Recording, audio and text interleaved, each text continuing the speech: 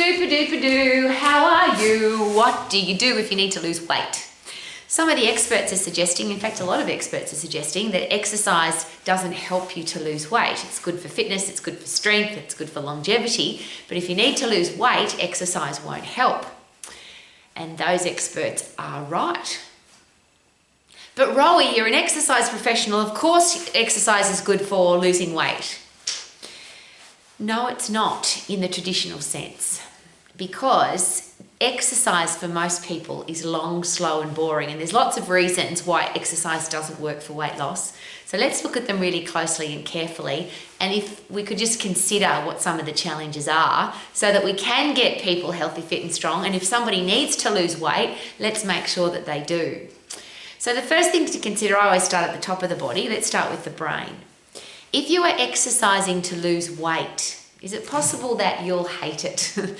I've seen people exercise to burn calories, do the right number of steps. I've got to fit into my clothes by a certain amount of time. I have to weigh a certain amount. And they're out exercising with this miserable, grumpy look on their face. I've been at some of the most beautiful beaches in the world, some of the most beautiful hiking tracks in the world, and there are people literally checking their watch to make sure that they're doing the right number of steps and they're exercising for the right amount of time because they're exercising to lose weight. Could that be a very demotivating reason? It could be one of the reasons why people don't lose weight when they exercise, because the focus is on burning calories and losing weight. Is it possible that if you get really fit and strong, the side effect of that is that you'll have a really fast metabolism, you'll have a higher base metabolic rate, you'll have a respiratory quotient that prefers to burn fat, so you become a fat burner and your body turns into a fat burning machine, I love to say that. And the purpose for exercise is different because you're exercising to get fit and to get strong, to have a stack of energy and to enjoy your life, not to lose weight. And on top of that, mentally, a lot of people will weigh themselves before they exercise. They weigh themselves after they exercise. And of course, because there's been some fluid loss, if they've gotten sweaty because they live in a hot place, they think that exercise is, they've lost weight from doing that exercise session. And of course, you can't maintain that long term because the weight loss was from water and you can't stay dehydrated. So it doesn't take long before that weight comes back again and people get really demotivated. I'm exercising to lose weight, but I'm not losing any weight. So mentally, it doesn't seem to work well. And if exercise worked psychologically for weight loss, you'll often hear this. All the experts in the documentaries and the world, there's now medical conferences on what we call diabesity or obesity, but it's particularly now called diabesity because if you've got a challenge with your weight, you tend to end up with type 2 diabetes, which is high blood sugar levels, and it's a full-blown horrible disease that is a horrible way to live and then a horrible way to die. And I'm sharing that with you because as an exercise professional, I think it's our responsibility to make sure that people don't get those horrible diseases. And the beautiful thing about exercise, and let's just, if we can focus on this again, if I get fit and strong, could the side effect of that be that I lose weight? If I get fit and strong, could the side effect of that be that I burn up everything I put into my body really quickly, including sugar, so that those big glucose molecules that if I don't burn them up, they end up, because my insulin system's busted, my endocrine system, hormonal system gets busted because I'm not fit and strong. So now my insulin system doesn't work, which is the hormone that takes the blood sugar out of the bloodstream and puts it into the cells where it belongs. And we need sugar for our brain, glucose, we need sugar for our muscles, glycogen, and we store it in our liver as glycogen. So we need that, we need sugar. We need insulin to be working, which is the hormone that takes the sugar out of the bloodstream, puts it in the cells. But if that system's busted because we're not fit and strong, if we're weak and frail and unfit and sick and diseased, then we end up with high blood sugar levels, which are precursors to type 2 diabetes, which is cardiovascular disease, which is everything from going blind to a penis that doesn't work, to renal failure, to amputations, to strokes and lots of cancers. It's a horrible disease. But isn't it awesome to consider that if you're fit and strong, then your body will burn up everything that you put into it really fast, including sugar and fat and alcohol and calories. So why doesn't exercise work for weight loss in the long term? A lot of people suggest, well, I went on a diet and I did some exercise and I lost weight, but they put the weight back on again, which I agree. That means that the exercise or the food or both didn't work, because if you start an eating or exercise plan and you don't stay healthy, fit and strong and energetic for the rest of your life, could it be that that thing didn't work for you? The second thing to consider, if we now go away from the brain and just think now of the whole body. If your body's fit and strong, how do you get fit and strong? And most people would say exercise, but the challenge with that word exercise is that most people think 30 minutes, 45 minutes, an hour, go for a walk for an hour, go to the gym and do a class of 45 minutes, go to the gym 3 times a week for an hour, walk for an hour, jog for 30 minutes. And unfortunately, in the short term, that might have a little bit of an effect, because if you're unfit, you'll be getting puffed when you do those 30-minute, 45-minute, hour sessions of exercise. At some stage in there, you might be getting puffed. But the challenge with weight loss and exercise is that we can't, I think I've heard this expression, your fork can't keep up with your walk. We put certain amount of calories in, and the amount of energy that we expend when we do a 45-minute class or an hour walk or even an hour run, that balance is very difficult. We eat a lot of calories and we don't burn very many calories when we exercise. I'm going to go a step further. Is it possible that we shouldn't burn any fat at all when we exercise, and probably not that many calories? And the reason I share that, and it seems to go against what everybody says, and perhaps, and I'll pre-frame, if what everybody says was working, wouldn't we all be healthy, fit and strong? If exercise worked to lose weight, most people will tell you that they do some form of exercise, it just didn't work. Or they're exercising and they're not losing weight, or they're exercising and they're still not in great shape. So lots of people go to the gym and would love to have ripped abdominals and tight butt cheeks, but they're just not getting them, even though they're exercising, which is why people say exercise doesn't work for weight loss. Could it be possible, please consider, that exercise isn't about how long you exercise for, and it's not how many calories you burn when you exercise, and it's not about how much fat you burn when you exercise? Could it be that we use exercise as a stimulus for the body to change? It's a stimulus to force the body to get fit and force the body to get strong. Now, the only way to put your body under pressure for fitness is to get really puffed. And the only way to force your body to get strong for strength is to overload your muscles. So you have to overload your skeletal and muscular system to get strong, and you have to overload your heart and lungs, your cardiovascular and respiratory system, to get fit. And there lies the challenge. Could that be why exercise doesn't work for most people? Because people focus on, I went out for an hour, or I did a 45-minute class, or I went to the gym 3 times a week and I did X number of reps and X number of sets, and I went through the process. But the body doesn't respond to a process. The body only responds to overload. So if you're not getting really puffed, and if you're not overloading your muscles and bones, now it might not mean that you lift heavy, you just have to lift heavier than your body can cope at the moment. The beautiful thing about that, of course, is if you keep lifting heavier, you'll just keep getting stronger. So here's the challenge. If we keep talking about exercise as 30 minutes, 45 minutes, or an hour, number one, is it possible that people mentally just either have no conscious understanding of why they would even want to put that into their life?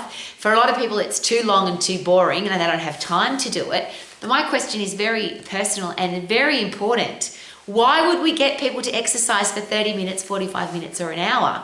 When in our human existence of evolution have we ever been required to do anything of medium activity?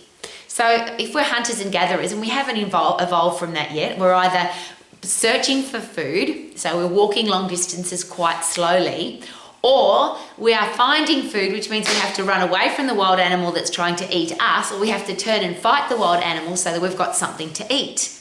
So we're either plod jogging or walking along slowly in the aerobic system, or we're in the phosphate system. And the phosphate system, as we know, is the only 100% effort system. So your body if it's got to get away from a threat, it's got 10 seconds to go hard and fast, because after 10 seconds at 100% effort, you then go into the lactate system. And now this is my next question about exercise. If you're in the aerobic system, it's long, slow and boring and takes a really long time, and there's no reason for your body to change because that's how you live your life in the aerobic system. The lactate system is anywhere from 10 seconds to 2 minutes, and you can work really hard in the lactate system. But it has an interesting side effect. It's called lactic acid. When you are that, and that's why it's called the lactate system, because it produces as a waste product lactic acid.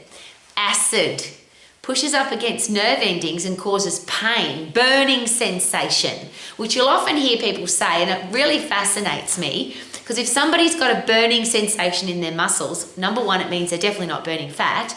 Number two, there's no exploding fat cells. Number three, you're not at 100% effort. If you've got that burning sensation in your muscles, that's your lactate system, lactic acid pushing up against your nerve endings and causing pain. But it's not getting the result. The other real major challenge with the lactic system or lactate system and lactic acid is that if somebody's really unfit, they'll actually feel sick when they train in that energy system. Now, elite athletes, a lot of them have to train using the lactate system because that's their sport. So if you fight for 2 minutes or 3 minutes, or if you're a 400-metre sprinter or 800-metre sprinter, you have to build up a resistance to lactic acid. But for normal, average people, for those of us who want to be fit and strong without having burning sensation in our muscles, and we actually want to exercise at 100% result, so there's an argument there that this is the best way for athletes to train. If I put in 100% effort, I get 100% result. If I put in 100% effort, I can only go for 10 seconds. And for most people, that is not what exercise is. Most people, if I ask them what is exercise, they'll share with me, not passionately, 30 minutes, 45 minutes, an hour, 3 times a week, 5 times a week, and it's really boring. Or the people that love to do that, is it possible that they are now addicted to that? And there are a lot of people who are addicted to gambling and smoking and taking drugs and all sorts of interesting things that have interesting side effects. It doesn't mean that it's good, it just means that they're addicted to it. And I can come at you from a very personal place because I didn't know my anatomy and physiology. I didn't learn the phosphate system, the lactate system, the aerobic system, and how they work effectively for my body, my athletes' bodies, my clients' bodies. And I would get people to plod jog through 20 minutes. I'd get people to do 45-minute classes. I'd get them to come to the gym 3 times a week. And I'm asking very personally, where does that make sense? We live in the aerobic system. You only have to train in the lactate system if you're an athlete that uses that system. But even then, wouldn't it be great to be really fit before you force somebody to get a burning sensation in their muscles and create this, it's called the green zone. Athletes call it the green zone because it makes you feel sick. So if I put all of that together, what if the concept of exercise is wrong? And that's why exercise doesn't work for weight loss. If I want to lose weight, I have to change some things in my body. Number one, I have to have my base metabolic rate is how many calories I burn when I'm at rest. And wouldn't it be great if we could increase that, which is a bigger engine? So if I've got a bigger engine, I burn more calories when I'm doing nothing. Could that be pretty cool?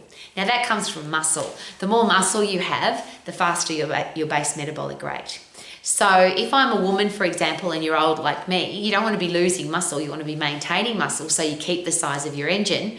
And if you're privileged to be a bloke with high testosterone levels, you can increase the size of your engine, you can put on muscle size so you increase your base metabolic rate. So for a woman who hasn't exercised or hasn't exercised for a long time, she will have lost muscle tissue.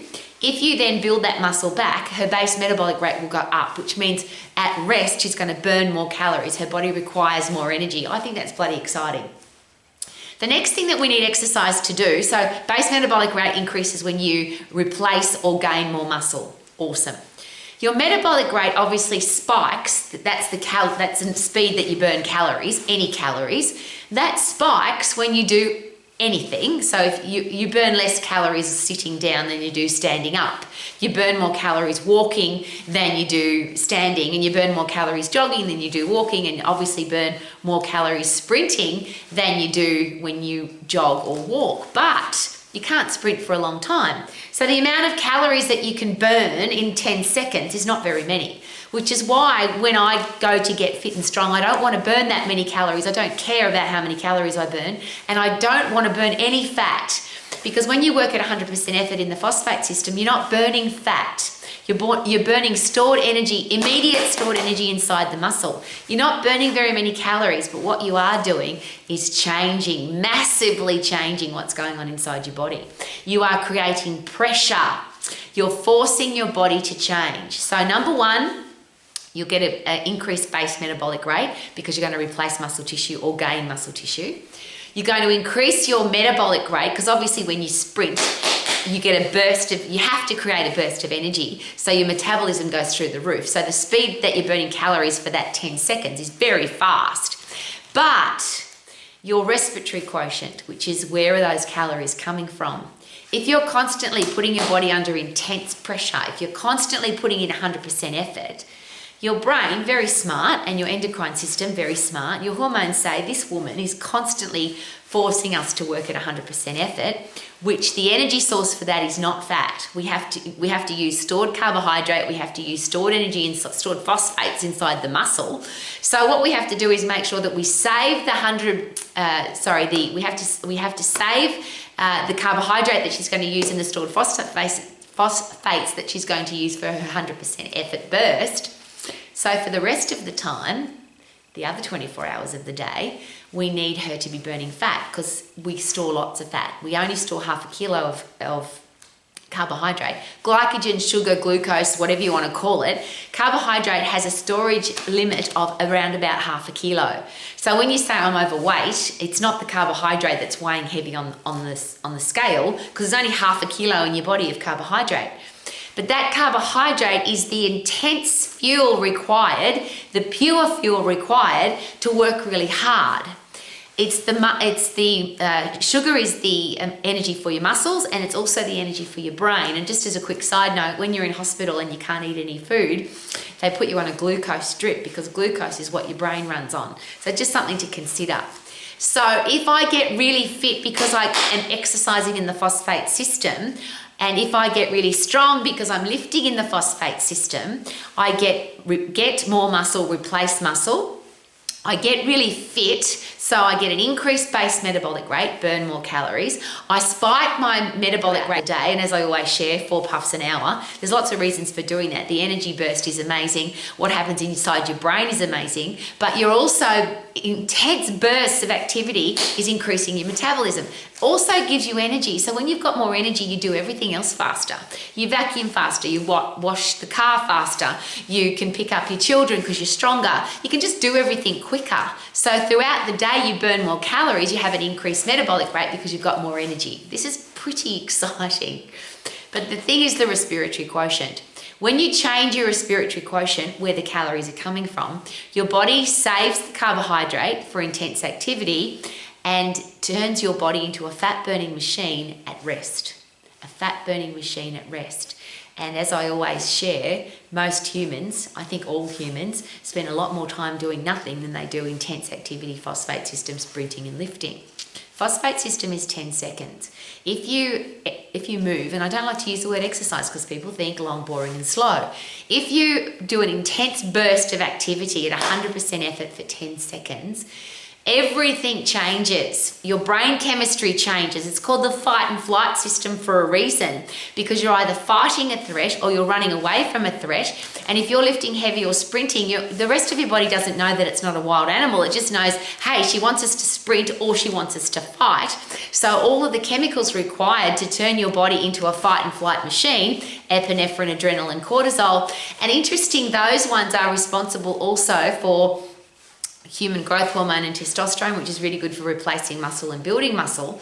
And then when we recover from that intense burst of activity, we then have the dopamine, serotonin, endorphins, brain-derived neurotropic factor, which are the transmitters in our brain that make us feel good, make us feel satisfied, serotonin, rewarded, dopamine, loved, oxytocin, pain-killing endorphins, and then brain-derived neurotropic factor, which is the chemical that enhances everything in our brain. And if our brain controls everything else, then it enhances our whole life. To cut all of that into a very short story, boring, long, slow exercise will not help with weight loss. It's not motivating, it's boring, it's long and it's slow, and the number of calories that you burn is really slow. Really small and really slow. And I'll go one step further. I think that long, slow distance exercise actually makes people fat. Not only does it not help them lose weight, it makes them fatter. And here's why.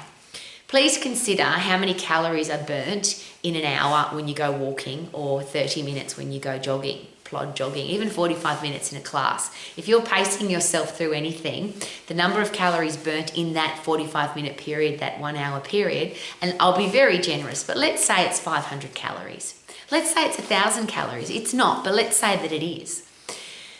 So you burn 1,000 calories in 1 hour. You only have to eat a Happy Meal or a block of chocolate or a muffin, and you've put in 500. So now I've put in 500 calories, I burn up 1,000 calories. What about the other food I'm going to eat during the day?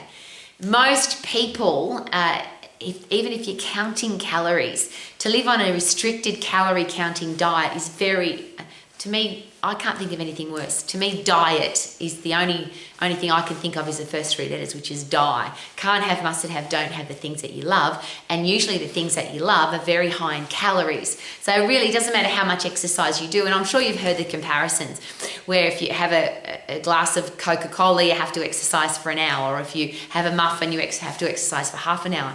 But they don't say how intensely you have to exercise. And if you just plod jog through, you might burn, and it's not 1,000, but let's say it's 1,000 calories. You can't keep up. Your mouth cannot keep up with your body cannot keep up with the amount of calories that you put into your mouth if you're just counting calories and exercising. So what if we focus on getting really fit and getting really strong, increasing our base metabolic rate, increasing our metabolism, increasing or changing our respiratory quotient so that our body prefers to burn fat at rest. And then is it possible that because we're fit and strong, we'll be lean? We'll be fit and strong because our body is now burning more calories, has a respiratory quotient that prefers to burn fat. So we're hard to touch. We feel energetic. We've got less chance of diseases, less chance of picking up germs, bugs and viruses. We've got great self-esteem. We've got better self-confidence. Everything about life is so much better because the side effects of being fit and strong is that we will have a healthy, fit, strong body that's full of energy and can do all the things that we love to do. And if we focus on, I'm going out to exercise that I can be really fit and really strong and do all the things that I want to do, versus I'm going to exercise because I've got to burn calories, got to burn fat, surely the brain space is different. So you'll often hear the experts saying now that you can't, what do you hear? That abs are made in the kitchen. I think that's a common term now. I'm sharing with you the stuff that gets thrown at me every day on social media. All I do, and I hope that you do the same thing, is analyse everything via your anatomy and physiology. If somebody says that exercise doesn't work for fat loss, figure out why they said that. And there is a very good reason why that was said. Most people think that exercise is 30 minutes, 45 minutes or an hour. It's long, slow and boring. It doesn't have to be. What if our exercise program was 10 seconds, intense activity, 100% effort. 100% effort gives you 100% results. It's short and it's fast, so less chance of getting injured, and it actually works. Imagine an exercise program that was safe, fast, and effective. And if effective means for you lose weight, imagine turning your body into a fat burning machine so that you were lean. Wouldn't that be awesome? Ha ha! Super duper doo! How are you? Exercise to feel great and be healthy, fit and strong, and the side effect will be you'll lose weight. Woohoo!